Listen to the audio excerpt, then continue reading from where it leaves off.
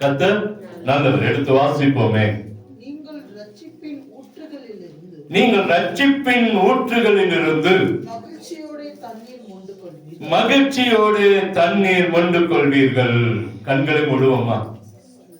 நீங்கள் ரட்சிப்பின் ஊற்றுகளிலிருந்து மகிழ்ச்சியோடு தண்ணீர் மொண்டு கொள்வீர்கள். கரங்களை உயர்த்தி ஆண்டவரே, நீங்க பேசுங்க, நாங்க கேட்கிறோம். நீங்க பேசுங்க, நாங்க கேட்கிறோம். உங்க நாமம் மகிமைப்படட்டும். உங்க நாமம் மகிமைப்படட்டும் ஆண்டவரே. உடைய கிருபை எங்கள் மத்தியில ஊட்டப்படட்டும் ஆண்டவரே. நீர் பேசும், நாங்கள் கேட்கிறோம். உடைய கிருபைக்காய் காத்திருக்கிறோம். என்னை மறைத்து நீங்க வெளிப்படுங்க ஆண்டவரே. உமக்கு முன்பாய் நான் ஏமாத்திரம் ஆண்டவரே. உடைய கிருபை, உடைய காருண்யம் என்னை நடத்த வேண்டும் என்று சொல்லி ஜெபிக்கிறோம். உங்க வல்லமுள்ள நாமம் மகிமைப்படட்டும். வார்த்தைக்கொண்டு எங்களோடு பேசுகிறவர் நீர் பேசும், நாங்கள் கேட்கிறோம். இயேசுவின் இன்ப நாமத்திலே ஜெபிக்கிறோம் அன்பின் நல்ல தகப்பனே.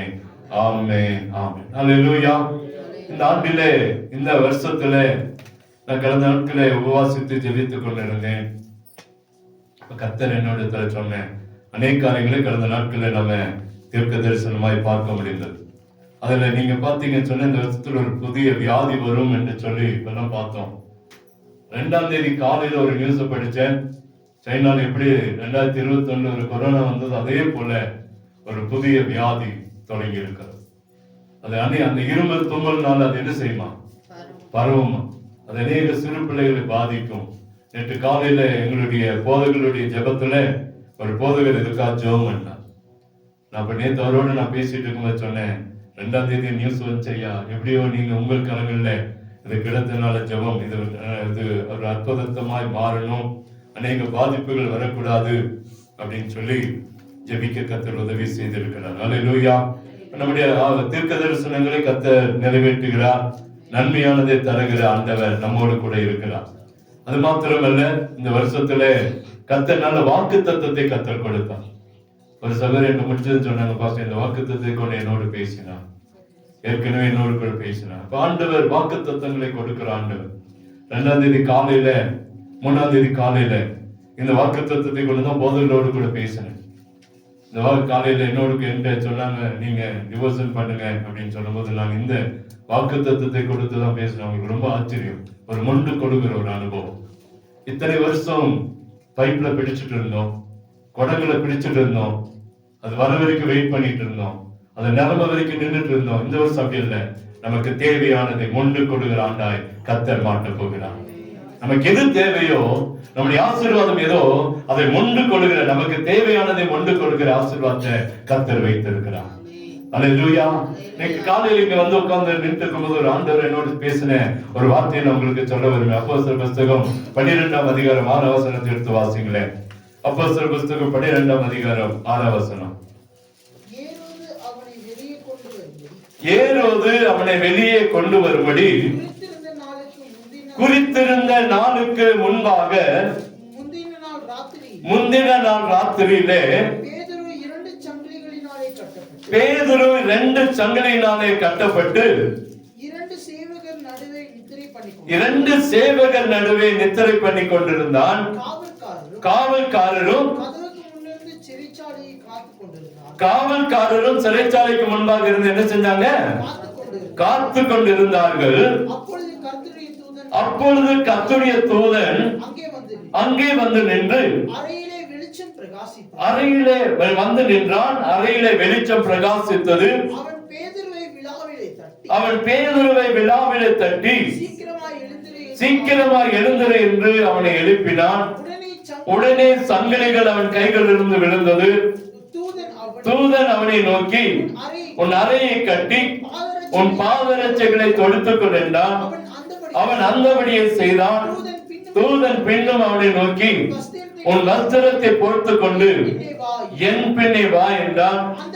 அந்தபடியே அவன் புறப்பட்டு அவனுக்கு பின் சென்று தூதனால் செய்யப்பட்டது மெய்யென்று அறியாமல் தான் ஒரு தரிசனம் காண்கிறதாக நினைத்தான். அவர்கள் 1ஆம் காவலையும் 2ஆம் காவலையும் கடந்து நகரத்துக்கு போகிற இரும்பு கதவண்டியில வந்தபோது அது தானாய் அவர்களுக்கு திறவுண்டது. அதன் வழியே அவர்கள் புறப்பட்டு ஒரு வீதி நெடுக நடந்து போனார்கள். உடனே தூதன் அவனை விட்டு போய்விட்டான். பேதுருவுக்கு தெளிவு வந்தபோது ஏரோதின் கைக்கும் யூத ஜனங்களின் எண்ணங்களுக்கும் என்னை விடுதலை ஆக்கும்படி கர்த்தர் தம்முடைய தூதனை அனுப்பினார் என்று நான் இப்பொழுது மெய்யாய் அறிந்திருக்கிறேன் என்றான். அல்லேலூயா. இந்த வருஷம் நமக்கு 2024 ஈஸியா போயிடுச்சு. ஆனா இன்னைக்கு 2025 இருக்கிறோம் அப்படின்னு எத்தனை பேர் அதை உணர்வோம் சொல்லுங்க. நிறைய நேரத்துல புரியுறது இல்லை நமக்கு. 2025 வந்துட்டோமா? இன்னைக்கு அதை என்ன செய்யல, நம்ப முடியாம இருக்கிறோம். ஆனா 2025 தான் இருக்கிறோம். 5ஆம் தேதி வந்துட்டோம். ஆனா நிறைய இடத்துல நம்முடைய எண்ணம் எல்லாம் எப்படி இருக்குன்னா, அந்த பழைய ஆண்டு முடியல, பழைய ஆண்டுக்குள்ளே இருக்கிறது போலதான் சூழ்நிலைகள் இருக்குது. அதே சூழ்நிலை, அதே வேலை, அப்படியே போயிட்டு இருக்கிறோம்.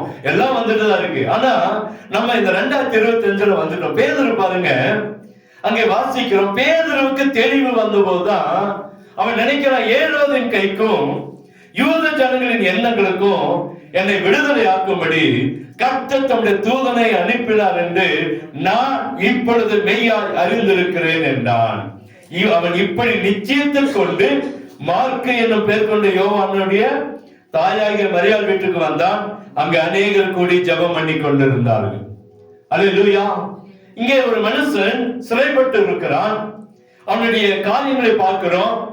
அவனை பிடித்து சிறைச்சாலையில வைத்து பஸ்கா பண்டிகைக்கு பின்பு ஜனங்களுக்கு முன்பாக அவனை வெளியே கொண்டு வரலாம் என்று எண்ணி அவனை காக்கும்படிக்கு வகுப்புக்கு 4 போர்ச்சேவராக ஏற்படுத்தி 4 வகுப்புகள் வசமாக ஒப்புவித்தான். ஒரு வகுப்புக்கு 4 போர்ச்சேவகர்கள், 4 வகுப்பு. அப்ப எவ்வளவு? 16 பேர். எத்தனை பேருங்க? 16 பேர் ஒப்புவிக்கிறான். அங்க அவன் கட்டப்பட்டு இருக்கிறான். அந்த 6ஆம் வசனம் வரும்போது அவன் அந்த அடுத்த நாள் தான் அவனுக்கு ரிலீஸ் பண்ணணும். ஆனா அதுக்கு முந்தின நாளே ஆண்டவர் பாருங்க, பேதுரு 2 சங்கிலினாலே கட்டப்பட்டு அங்க 2 சேவகர் நடுவே நித்திரை பண்ணி 16 பேருக்கு அவன் தாண்டி வரணும். 4 இடங்களை தாண்டி வரணும். அந்த 4 இடங்களுக்கு முன்பாக என்ன நடக்குன்னா, 2 போர் சேவகர்கள் நடுவில் இவன் என்ன செய்கிறான்? தூங்கி கொண்டு இருக்கிறான். அந்த சிறைச்சாலையில அவனை வெளியே கொண்டு வருவதற்கு முன்பாக பாருங்க, அங்கே குறித்த நாளுக்கு முந்தின ராத்திரி பேதுரு 2 சங்கிலினாலே கட்டப்பட்டு 2 சேவகர்களோட நித்திரை பண்ணி கொண்டிருக்கிறான். காவல்காரரும் கதவுக்கு முன்னே சிறைச்சாலையை காத்து கொண்டிருக்கிறான். அப்ப இந்த காவல்காரர்கள் இல்லாம ஏற்கனவே ஒரு 16, இவர் 2 18, அப்புறம் யாருங்க இன்னும் போச்சவர்கள் என்ன செய்யறாங்க? காவல் காத்து கொண்டு இருக்கிறார்கள். ஆங்காங்கே ஒவ்வொரு வகுப்புக்கும் ஒவ்வொரு இடத்துக்கும் 4 பேர் காவல் காத்து கொண்டு இருக்கிறாங்க. ஆனா கர்த்தருடைய தூதன் அங்கே வந்து நின்றான். கர்த்தருடைய தூதன் அங்கே வந்து நின்றான். அல்லேலூயா. இந்த வருஷத்துல ஒருவேளை கடந்த ஆண்டுல நம்முடைய வாழ்க்கையில நிறைய கட்டுகள் இருக்கலாம், நிறைய விலங்குகள் இருக்கலாம், நிறைய பிரச்சனைகள் இருக்கலாம், போராட்டங்கள் இருக்கலாம், வியாதிகள் இருக்கலாம், தோல்விகள் இருந்திருக்கலாம். எல்லாவற்றுக்கும் மேன்பாய் இன்னைக்கு நம்ம வெளியே வர முடியாதபடிக்கு ஒரு அடைப்பு இருக்கலாம், அநேக கட்டுகள் நம்முடைய வாழ்க்கையில இருக்கலாம், நம்மை சுற்றி எந்த பக்கமும் திரும்ப முடியாத அளவுக்கு வேதனைகளோடு வந்திருக்கலாம். நிறைய பேர் சொல்லலாம், புது வருஷத்துல வந்துட்டேன், என் வாழ்க்கை புதிதாய் மாறல, என் வாழ்க்கை புதிதாய் மாறல, இன்னும் பிரச்சனை, இன்னும் வேதனை, இன்னும் கடனோட தான் இருக்கிறோம் அப்படின்னு நீங்க நினைக்கலாம். ஆனா ஆண்டவர் சொல்றாரு, அங்க அழகா சொல்லப்படுகிறது, குறித்த ராத்திரியிலே கர்த்தருடைய தூதன் அங்கே வந்து நின்றான். எப்போ வந்து நின்றான்? நாளைக்கு தான் விடுதலை, நாளைக்கு தான் அற்புதம் நடக்கும் நினைச்சிட்டு இருக்கிறோம். இல்ல, இன்னைக்கு இந்த வருடத்திலே கர்த்தர் ஒரு அற்புதத்தை செய்ய விரும்புகிறார். சந்தோஷமா இல்லையா? இன்னைக்கு உங்கள் கட்டுகள், நம்முடைய கட்டுகள் கலந்து போக போகுது. அங்கே வந்து நிற்கும் போது அறையில என்ன வருது? இதுவரைக்கும் இல்லாத ஒரு வெளிச்சத்தை பார்க்கிறான். இதுவரைக்கும் நம்முடைய வாழ்க்கையில் இல்லாத ஒரு புதிய ஆசீர்வாதம் இந்த ஆண்டிலே கர்த்தர் செய்ய போகிறார். அதுக்கு கடந்த ஆண்டு ஆசீர்வதிக்கிறேன்னு சொல்ல முடியாது, கடந்த ஆண்டு நம்மளை உயர்த்துறேன்னு சொல்ல முடியாது, கடந்த ஆண்டு நம்மளை நடத்துறேன்னு சொல்ல முடியாது. நடத்தினால் இந்த ஆண்டு அதை காட்டிலும் மேலாய் நம்மை நடத்துவார். அதான் போன வாரம் பார்த்தோம், அந்த 1ஆம் தேதி பார்த்தோம், வெளிச்சத்துல வெளிச்ச காண்களை போல கர்த்தர் நம்மை மாட்டுவார். ஆசீர்வாதத்தை கர்த்தர் கொடுக்கிற. போன ஆண்டும் ஆசீர்வதித்தார், போன ஆண்டு நம்மை நடத்தினார். இந்த ஆண்டு அதை காட்டிலும் மேலானதை கர்த்தர் செய்ய விரும்புகிறார். அல்லேலூயா. அறையில வெளிச்சம் பிரகாசித்தது. இதுவரைக்கும் இருந்த இருளை கர்த்தர் இந்த ஆண்டிலே மாற்ற விரும்புகிறார் 2025. அல்லேலூயா. நிச்சயமா கடந்த ஆண்டில் ஒருவேளை ஒரு 90% ஆசீர்வாதத்தை பெற்று ஒரு 10% இருளான வாழ்க்கையில் இருந்திருக்கலாம், பிரச்சனையில் இருந்திருக்கலாம், போராட்டத்தில். இந்த ஆண்டு அதையும் கர்த்தர் மாட்டுவார். கர்த்தர் சொல்றாரு, அறையில என்ன வந்துச்சு? வெளிச்சம் வந்தது, பிரகாசித்தது. வெளிச்சம் பிரகாசித்தது. அடுத்தது பார்க்கிறோம், அவன் பேதுருவை விழாவிலே தட்டான். எங்க தட்டான்? விழாவில. பாருங்க, மத்த இடத்துல தட்டிருந்தா தூங்கி இருப்பான், மத்த இடத்துல தட்டிருந்தா லேட்டா வந்திருப்பான். விழாவில தட்டின உடனே கர்த்தர் அங்க பேதுரு உடனே எழும்பினான். ஏன் தெரியுமா? விழா தேவனுக்கு பிரியமான இடம். அல்லேலூயா. அங்க அழக சொல்றது, விழாவில் இருந்ததா ஒரு மனுஷியை கர்த்தர் உண்டாக்கினார் என்று சொல்லி பார்க்கிறோம். ஆரம்பத்துல கர்த்தர் விழாவில் இருந்ததா ஒரு எலும்பை என்ன செய்தார்? எடுக்கிறார். ஆரம்பத்துல கர்த்தர் வைத்த இடம், கர்த்தர் அங்கே சதையினால் அடைத்த இடம் விழா எலும்பு. ஒரு மனுஷனுடைய விழாவை தொட்ட ஆண்டவர் ஆரம்பத்தில் ஆதாமுடைய விழா எலும்பை தொட்டார். அதனாலதான் அந்த இடத்தை தொட்ட உடனே பேதுரு இருந்தார். எந்த இடத்துல தொடணுமோ, எந்த நேரத்துல நமக்கு உதவி செய்யணுமோ, எந்த இடத்துல நம்ம ஆசீர்வதிக்கணுமோ, அந்த இடத்துல கர்த்தருடைய கரம் நிற்கும், கர்த்தருடைய கரம் உயரும். அல்லேலூயா. இந்த இடத்துல பாருங்க, விழாவிலே தட்டி சீக்கிரமா எழுந்திருப்பான். இன்னும் படுத்துக் கொண்டிருக்கிற காலம் இல்ல. இந்த 2025 தூங்கி கொண்டிருக்கிற காலம் அல்ல. இந்த 2025 சோம்பேறியா இருக்கிற காலம் அல்ல. இந்த 2025 ஆசீர்வாதத்தை சுதந்திரிக்கிற நாள், ஆசீர்வாதத்தை சுதந்திரிக்கிற வருஷம். அல்லேலூயா.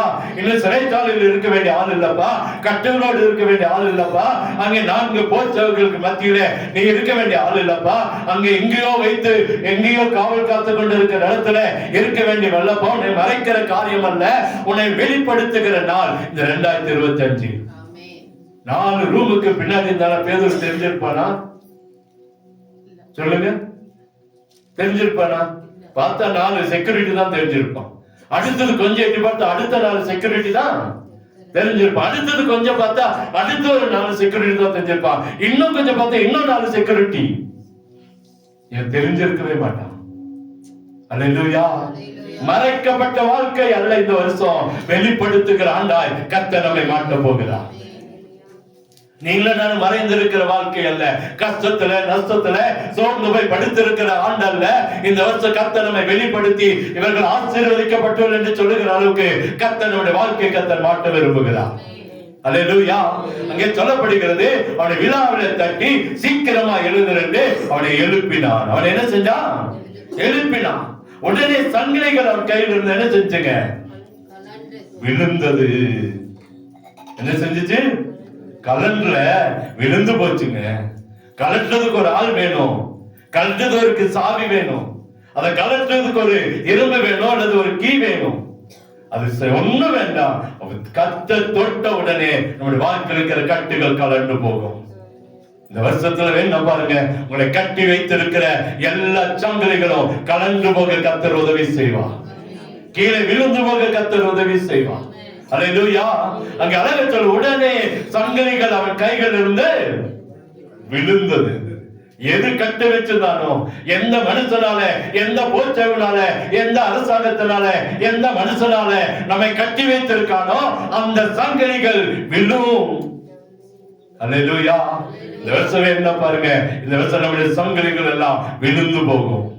என்ன செய்யும்? சாவி கொண்டு திறக்கல, ஒரு மனுஷனை கொண்டு அடிச்சல. கடந்த நாட்கள் ஒரு காரியத்தை பார்த்தோம். 2 பீரவத்தருக்கு வெளியே என்ன வந்துச்சுங்க? பாத்தீங்களா? பாத்தீங்களா? பீரோவோடைக்கு வெளியே என்ன வந்துச்சுங்க? கடப்பாரு வந்துச்சு. பார்க்கலையே யாருமே. ரொம்ப நல்லவமா இருக்கு. டிவியே பார்க்கறது போல. டிவி பார்க்கறது ஃபர்ஸ்ட், நியூஸ் பார்க்கறது இல்லை ஃபர்ஸ்ட். டிவி எல்லாம் நாங்க பாக்குறோம். உங்க ஒருத்தர் இப்படி சொன்னாங்க, தலை எப்படி ஒரு அம்மா, இது எப்படி பாஸ்டர் தெரிஞ்சுச்சு அப்படின்னு. நேத்து முந்தானாலும் நானும் 2-3 நாள் டிவி பார்க்கல, எனக்கு பயங்கர வேலை. ஆமா, நானு அந்த வீடு ஷிஃப்டிங்கு, வீட்டுக்கு தேவையான காரியங்கள் எல்லாம் செஞ்சனால டிவியோட கனெக்ஷன் இல்லை. மாத்தி வேற வீட்டுக்கு கொண்டு வந்ததுனால எங்களுக்கு டிவி இல்லை. ஆனா தம்பி மொபைல்ல நியூஸ் போட்டான். காலையில இருந்துச்சு உடனே வீட்டுல மொபைல்ல நியூஸ் போட்டான். அப்பதான் அதை பார்த்தோம். அப்படி ஒரு அமைச்சரோட வீடு உடைக்க, அவனுடைய வீடை உடைக்க வெளியிருந்து என்ன வந்துச்சுங்க, கடப்பாலையும் இதுவும் வந்துச்சு, சுத்தியும் உடைச்சு பார்த்தாங்க. ஒண்ணுமே இல்லை, ஒண்ணுமே இல்லை. அப்படி வெளியிருந்து ஒரு கீ வர வேண்டியது இல்லை. வெளியிருந்து ஒரு கடப்பாலை நமக்கு உடைக்க கர்த்தர் நம்மோடு இருக்கிறார். அல்லேலூயா. கர்த்தர் நம்மோடு கூட இருக்கிற ஆண்டவர். உடனே அவர் கைகளிலிருந்து அந்த சங்கிலி என்ன செஞ்சு அடுத்தது தூதன் சொன்னா, உன் பாதை ஒரு அறைய கட்டுப்பா. இதுவரைக்கும் அவமானப்பட்டுட்டியா, இதுவரைக்கும் வாழ்க்கையில விரக்தியோடு இருக்கிறோமா, அது சொல்ற அவமானத்தை மாற்றுறேன். இந்த வருஷத்துல முதல் சேர்க்கிற காரியம் என்ன, நம்மளை தட்டி எழுப்ப போகிறார். நம்மள நீ தூங்கி கொண்டு இருக்கிற ஆள் இல்லப்பா, உன்னை நான் ஆசீர்வதிக்க போறேன்னு சொல்லி விழாவுல தட்ட போறாரு. ரெண்டாவது, அந்த வீட்டுக்கு ஒரு வெளிச்சம் வரப்போகுது. நம்முடைய வீட்டுக்கு என்ன வரப்போகுது, இதுவரைக்கும் வெளிச்சம் இல்லை நினைக்கிறீங்களா, வெளிச்சம் இருக்குது. கரண்டால அந்த வெளிச்சம் இனி ஒரு உண்மையான பிரகாசத்தை நம்முடைய வீடுகளை பார்க்க கர்த்தர் உதவி செய்வார். உண்மையான பிரகாசம், கரண்ட் சுவிட்ச் போட்டு வர லைட் அல்ல, ஒரு பிரகாசம் அல்ல, தேவனுடைய பிரகாசம் உங்களுடைய முகங்கள்லயும் நம்முடைய வீடுகள்லயும் பிரகாசிக்கப்பட போகிறார். இந்த ஆண்டுல பாருங்க, நம்முடைய முகங்களை பிரகாசிக்க பண்ணுவோம். நம்ம முகம் எப்ப பிரகாசமா இருக்குங்க, பாக்கெட்ல ஒரு 2 லட்சம் ரூபாய் இருந்துச்சுன்னா எப்படி இருக்கும், பிரகாசமா இருக்குமா இருக்காதா? எந்த கடனும் இல்லை, எல்லாம் முடிச்சிட்டோம் அப்படின்னு சொல்ற போதுதான் நமக்கு என்ன வருங்க, இல்லாட்டி நம்ம முகம் ஆட்டோமேட்டிக்கா காட்டிடும். ஆட்டோமேட்டிக்கா என்ன காட்டிடும், பலவீனத்தை காட்டிடும். என்ன அநேக நேரம் ஒரு சில சகோதரிகள் என்று கேட்பாங்க, பாஸ்டர் ரொம்ப சோர்ந்து போயிருக்கீங்களே, நம்ம முகம் காட்டி கொடுத்தது என்ன பண்ண முடியும், நம்ம இல்லைன்னு சொன்னாலும் இல்ல அதெல்லாம் ஒண்ணும் இல்லை அப்படின்னு சொன்னாலும் நம்ம முகம் காட்டிடும். ஏதோ பாஸ்டருக்கு பிரச்சனை போல, ஏதோ பாஸ்டர் பலவீனமா இருக்கிறார் போல அப்படி தெரிஞ்சிடும். நம்மள உங்களை பார்த்தாலும் ஏப்பா ஒரு மாதிரி இருக்கிற, குரலை கேட்டாலும் கண்டுபிடிச்சிடலாம். ஏன் சார் இது உடம்பு சரியில்லையா, ஏன் அப்படின்னு சொல்லி கேட்டுடலாம். இங்க ஆண்டவர் சொல்றாரு, இந்த வருஷம் அப்படி இல்லாம ஒரு வெளிச்சம் உங்க முகங்கள்ல, நம்முடைய முகங்கள்ல ஒரு பிரகாசத்தை கர்த்தர் தருவோம். அல்லேலூயா.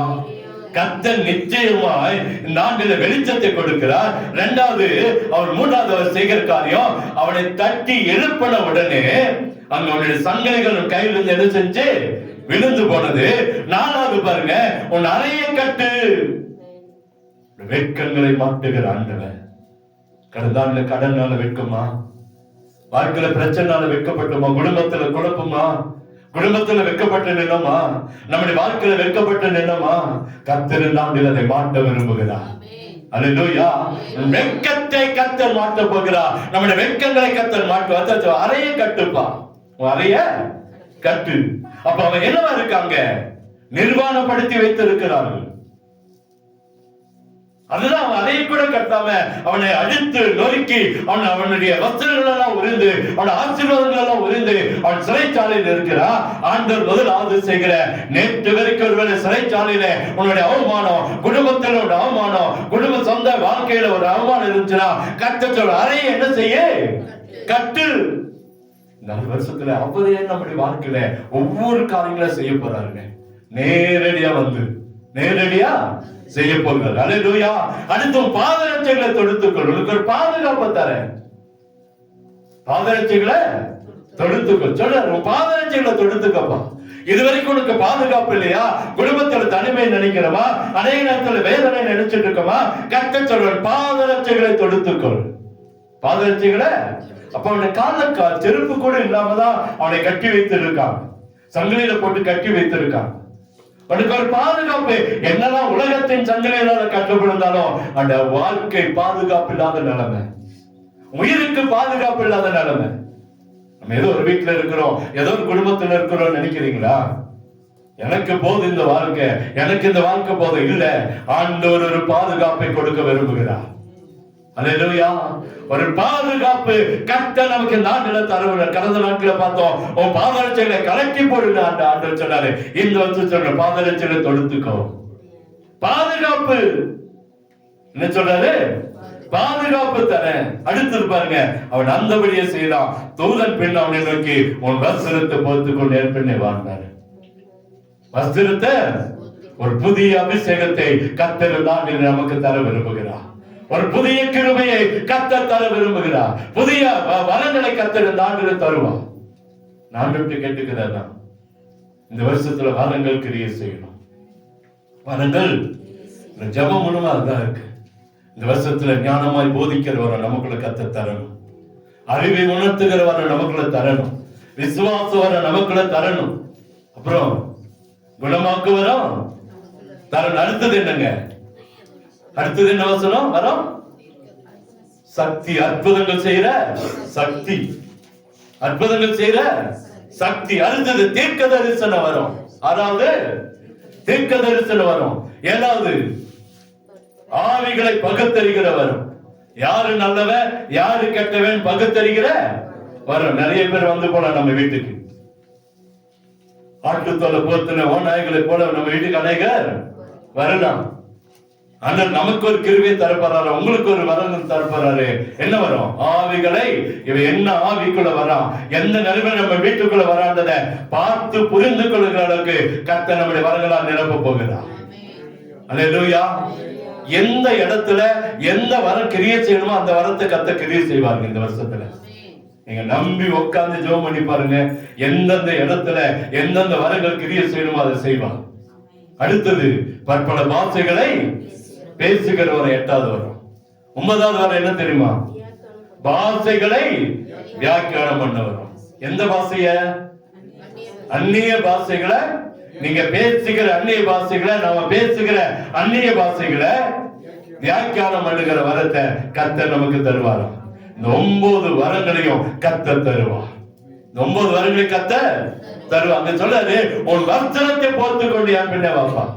வெறுமையா இல்ல.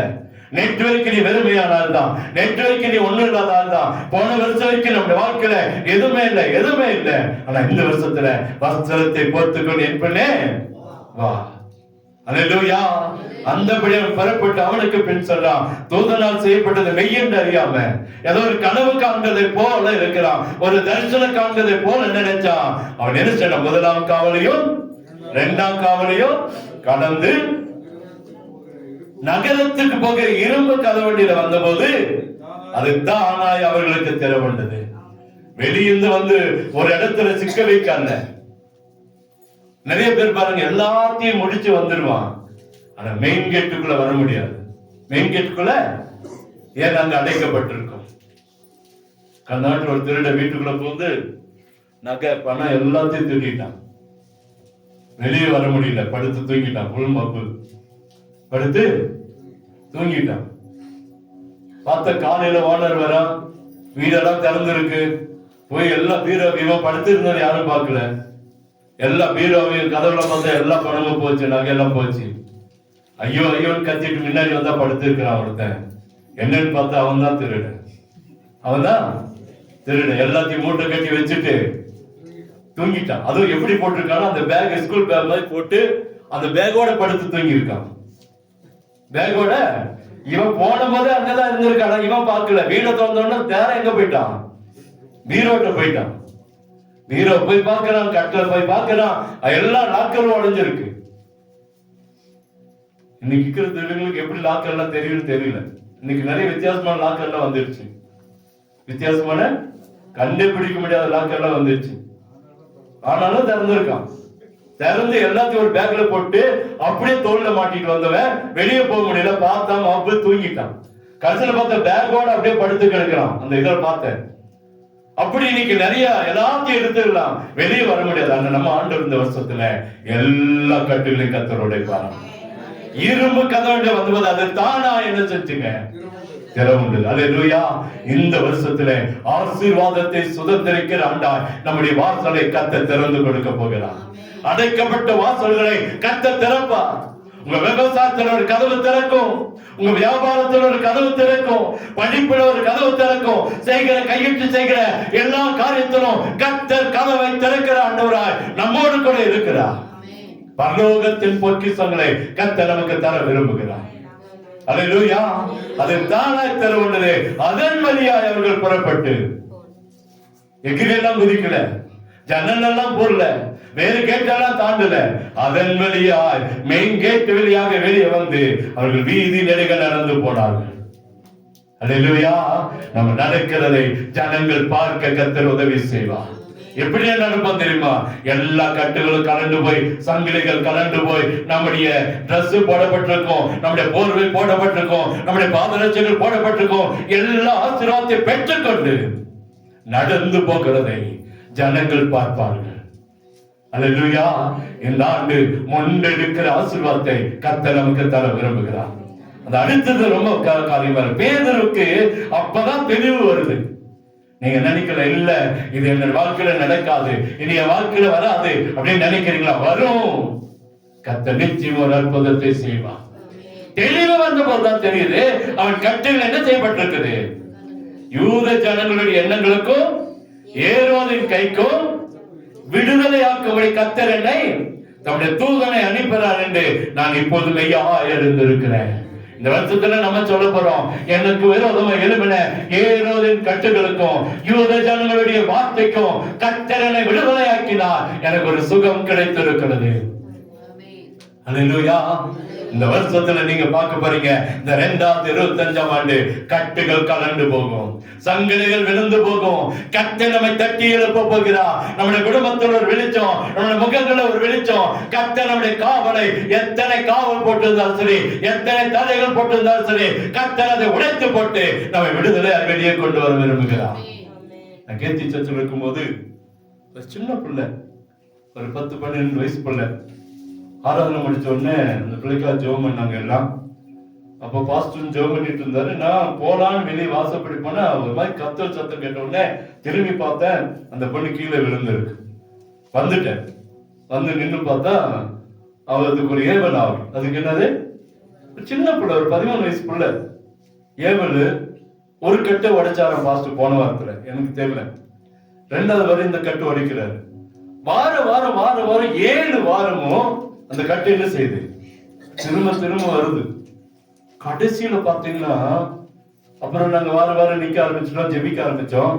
என்ன நினைச்சுன்னா அந்த அந்த பிள்ளையோட முகம் பாத்தீங்கன்னா பண்ணி மாதிரி மாறிடுச்சு.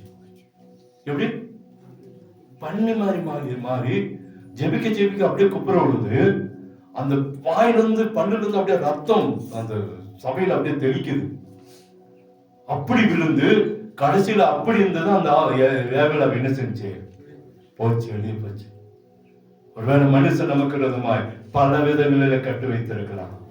பல விதங்கள் ஒண்ணு மாறினா எப்படியாச்சும் நம்மளை அழிக்க நினைக்கலாம், நம்மளை ஒருவேளை வேதனைப்படுத்த நினைக்கலாம். ஆனா கர்த்தர் நம்மோடு கூட இருக்கிறார். எல்லா கட்டுகளும் கலந்து போகும். எல்லா கட்டுகளும் இந்த வருஷத்துல நிச்சயமா பாருங்க, கர்த்தர் பேதுருவை சிறைச்சாலையிலிருந்து வெளியே கொண்டு வந்தது போல, எப்படியெல்லாம் அவனை வெளியே கொண்டு வந்தாரோ அதே போல நம்மையும் நம்முடைய எல்லா சூழ்நிலை வெளியே கொண்டு வந்து நம்முடைய ஆசீர்வாதத்தை மேன்மைப்படுத்துவா. கண்களை மூடுவோமா?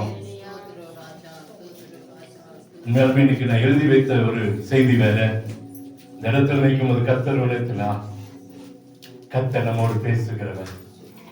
பேதுருவுக்கு தெளிவு வர வரைக்கும், நம்மை ஆசீர்வதிக்கிற வரைக்கும் கர்த்தர் நம்மை விடவாமல் நடத்துவா, நம்மை வலுவாமல் காத்துக்கொள்வா, நிச்சயம் ஒரு அற்புதத்தை நடத்துவா. அழகா சொல்லப்படுகிறது, அவனுக்கு எப்படிப்பட்ட காவல். 4 வகுப்புகளிலே ஒவ்வொரு வகுப்புக்கு 4 போர்ச்சேவர்கள் தான், 16 காவலர்கள்.